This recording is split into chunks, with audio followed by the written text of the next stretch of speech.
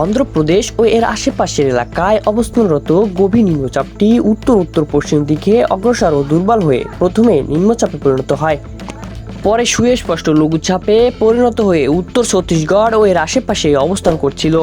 এটি উত্তর দিকে অগ্রসর হয়ে দুর্বল লঘুচাপে পরিণত হতে পারে। এই অবস্থায় দেশ জুড়ে টানা 3 দিন ভারী বৃষ্টির পূর্বাভাস দিয়েছে আবহাওয়া দপ্তর। আজ শুক্রবার 31শে অক্টোবর সন্ধ্যা 6টা পর্যন্ত আবহাওয়ার পূর্বাভাসে জানানো হয়েছে, রংপুর বিভাগের অধিকাংশ জায়গায়, রাজশাহী ও ময়মনসিংহ বিভাগের কিছু কিছু জায়গায় এবং ঢাকা, খুলনা, বরিশাল ও চট্টগ্রাম এবং সিলেট বিভাগের 2-1 জায়গায় হালকা থেকে মাঝারি ধরনের বৃষ্টি অথবা বজ্রসহ বৃষ্টি হতে পারে। সেই সাথে রংপুর বিভাগের কোথাও কোথাও মাঝারি ধরনের ভারী থেকে অতি ভারী বর্ষণও হতে পারে। সারা দেশে দিন এবং রাতের তাপমাত্রা প্রায় অপরিবর্তিত থাকতে পারে।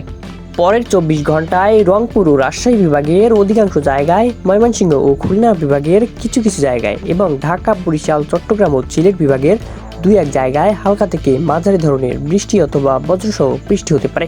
সেই সাথে রংপুর ও রাজশাহী বিভাগের কোথাও কোথাও মাঝারি ধরনের ভারী থেকে অতি ভারী বর্ষণও হতে পারে। সারা দেশে দিন এবং রাতের তাপমাত্রা প্রায় অপরিবর্তিত থাকতে পারে। পরবর্তী 24 ঘন্টায় ময়মনসিংহ, ঢাকা, খুলনা, বরিশাল, চট্টগ্রাম ও সিলেট বিভাগের কিছু কিছু জায়গায় এবং রাজশাহী ও রংপুর বিভাগের 2-1 জায়গায় হালকা থেকে মাঝারি ধরনের বৃষ্টি অথবা বজ্রসহ বৃষ্টি হতে পারে। সেই সাথে দেশের কোথাও কোথাও মাঝারি ধরনের ভারী বর্ষণ হতে পারে। সারা দেশে দিন এবং রাতের তাপমাত্রা সামান্য কমতে পারে।